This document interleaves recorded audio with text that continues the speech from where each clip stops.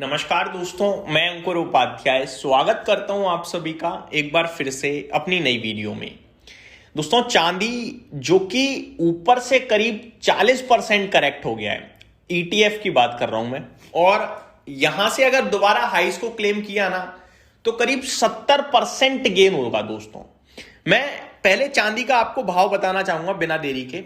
अभी करीब 2-2.5 लाख के करीब चांदी ट्रेड कर रहा है एग्जैक्टली, अगर मैं देखूं तो प्रॉपर आप सभी के साथ एमसीएक्स पे जो प्राइस है वो मैं शेयर करना चाहूंगा इंडियन करेंसी में।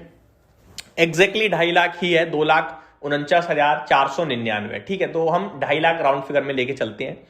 अगर बात करें चांदी की तो इसने 4,20,000 का हाई लगाया था, 2,50,000 पे है, 1,70,000 रुपए ऊपर से सस्ता हो गया है। अगर आप ऊपर से काउंट करोगे 1,70,000 तो ये करीब करीब 40% से ज्यादा डाउन है। ठीक है, लेकिन अगर ये 2.5 लाख वाला दोबारा 4,20,000 हुआ ना तो ये आपका 70% से ज्यादा का गेन हो जाएगा।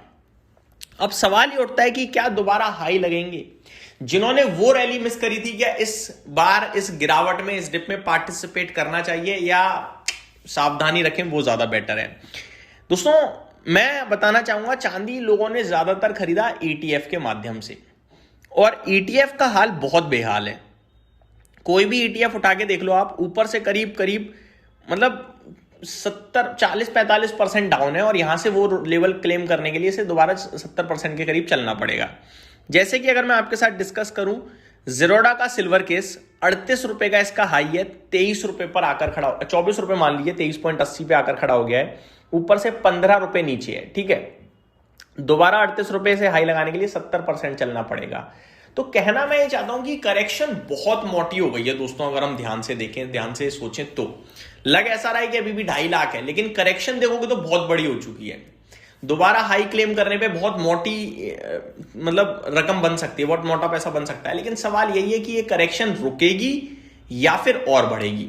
मैं आपको बताना चाहूंगा, चांदी को लेकर अभी तक कोई परफेक्ट एनालिसिस नहीं बन पा रहा है। जी हां, अगर कोई आपसे कह रहा है कि चांदी लेने का मौका है, जल्दबाजी है। कोई आपसे कह रहा है यार बेच दो, बहुत करेक्शन हो गई है, लेकिन अभी तो और होगी क्योंकि भागा बहुत था, वो भी गलत हो सकता है। क्यों? 1,10,000, 1,20,000 से 4,10,000 रुपए तक हम वन साइडेड भागे, लेकिन अभी हम 2.5 लाख हैं। तो अब आप 4 लाख भूल जाओ, अब रिटर्न क्या बन रहा है? 1,10,000 से आपका रिटर्न बन रहा है 2.5 लाख का, यानी ऑलमोस्ट डबल, 2.5x, थोड़ा सा डबल के करीब हो गया। ठीक है, तो मेरे हिसाब से चांदी में जो तेजी थी वो बढ़िया थी, लेकिन अब करेक्शन भी उतनी ही अच्छी हो चुकी है। पॉसिबल ये है कि चांदी का जो एग्जैक्टली भाव निकल कर आ रहा है वो करीब 1,70,000 से लेकर 2 लाख के बीच में होना चाहिए, जो परफेक्ट है। उससे ज्यादा करेक्शन तो कोई भी नहीं सोच रहा होगा, आई थिंक। बट 2.5 लाख पे थोड़ा महंगा लगता है। दूसरी तरफ अगर आप चांदी की ग्रोथ देखें, वो ऐसी ही है भाई। चांदी भागता बहुत तेज है, गिरता भी बहुत तेज है, वॉलेटाइल बहुत रहता है, लेकिन लॉन्ग टर्म में चांदी सोने को बीट करता आ रहा है और आगे करेगा, ये और ज्यादा प्रोबेबिलिटी है बिकॉज ऑफ डिमांड। चांदी हर एक ऐसी जगह यूज हो रहा है जहां पे ऑल्टरनेटिव नहीं है और फ्यूचर है। जैसे कि सोलर, फ्यूचर है सोलर, और चांदी यूज हो रहा है, ऑल्टरनेटिव नहीं है आपके पास इतना आसान। कॉपर हम लोग कहते तो हैं, बट कॉपर उससे काफी बैक में ले जाता है। दूसरी तरफ अगर आप देखें, ईवी ऑल्टरनेटिव नहीं है आपके पास। तीसरी तरफ देखें तो आप स्पेस, जो ये नासा वगैरह है, इनके लिए यूज होती है चांदी भाई। और इसका ऑल्टरनेटिव आप बताओ, कोई अगर एलॉन मस्क कोई स्पेस जाने वाली चीज बना रहा है, शिप बना रहा है, उसमें अगर चांदी लगती है तो क्या वो चांदी लेगा या फिर वो ऑल्टरनेटिव ढूंढेगा? भैया इतना पैसा खर्च करके वो चांदी को पीछे छोड़ देगा, चांदी ही लगेगी फिर। तो अब ये सारी चीजें इतनी इंपॉर्टेंट हो गई हैं जिसकी वजह से डिमांड तो बहुत एग्रेसिव है।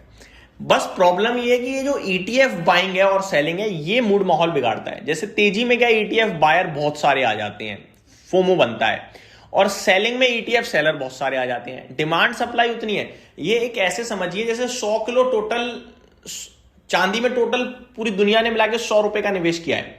100 रुपए में करीब 60 रुपए के समथिंग तो फिजिकल चांदी में निवेश है, जिसकी डिमांड और सप्लाई हमेशा मिसमैच ही है। सप्लाई है 40 रुपए की, डिमांड है 60 रुपए की। ठीक है, तो वो हो गया। अब ये 40 रुपए जो बचा ना, इस 40 रुपए में खेल बिगड़ता है। ये 40 रुपए कैसे ट्रेड करता है? ईटीएफ, होल्डिंग्स, ये सारी चीजों के माध्यम से। और यहां पे कभी ज्यादा सप्लाई हो जाती है, ज्यादा बिकवाली हो जाती है या डिमांड आ जाती है, तो वो प्राइस को ज्यादा फ्लक्चुएट करता है। एग्जैक्टली जो डिमांड है ना फिजिकल चांदी की वो तो ज्यादा ही रहती है, लेकिन जो इन्वेस्टमेंट वाला चांदी है वो ऊपर नीचे हो जाता है, जिसकी वजह से चांदी गिर जाता है या बढ़ जाता है, वॉलेटाइल ज्यादा रहता है। बट अभी करंट सिचुएशन में मैं ये कहूंगा अगर किसी पे है बढ़िया है आप होल्ड करो, और किसी पे नहीं है तो लेना चाहते हो, अगर जितना भी एक्स अमाउंट लगाना चाहते हो उसका 1/5 ही अभी लगाएं, बाकी बाय ऑन डिप रखें। ज्यादा पैसा भी लगाना सही नहीं है क्योंकि रिस्क काफी हाई दिख रही है। गोल्ड की बात करूं, यहां थोड़ा अब मुझे लग रहा है स्टेबिलिटी आ रही है, गोल्ड तैयार नहीं हो रहा है गिरने के लिए, और गोल्ड अगर गिरेगा भी तो 1,35,000 मैक्सिमम दिखता है, वहां पे क्लियर कट ओपिनियन बन पा रहा है बिकॉज ऑफ रिजर्व्स। हम सभी को पता है गोल्ड रिजर्व हर कंट्री ओन करती है और ज्यादा फोकस कर रही है गोल्ड रिजर्व्स पे। दुनिया में चीजें ठीक भी हो जाएंगी ना तब भी गोल्ड की वैल्यू कम नहीं होने वाली क्योंकि डिमांड है उसकी। और इंडिया में तो गोल्ड मतलब भर भर के हर घर में है। दुनिया में सबसे ज्यादा गोल्ड हम ही ओन करते हैं, मैं आपको बता दूं आपको। हाँ, हमारी सरकार अगर देखोगे तो वो लिस्ट में भी नहीं आती है बाकी कंट्रीज के मुकाबले। सबसे ज्यादा सरकार के हिसाब से देखा जाए तो आपका यूएस ओन करता है मोर देन 8,000 टन से ज्यादा, बाकी रशिया ओन करता है, चाइना ओन करता है, बट भारत तो मात्र 800 कुछ टन ओन करता है केवल। लेकिन टोटल इंडिया में 24,000 टन से ज्यादा सोना है भाई साहब। ये आपको दर्शा रहा है कि इंडिया गोल्ड रिच कंट्री है, और मेरे को लगता है गोल्ड ज्यादा नहीं टूटेगा क्योंकि यहाँ पे डिमांड हैवी रहती है।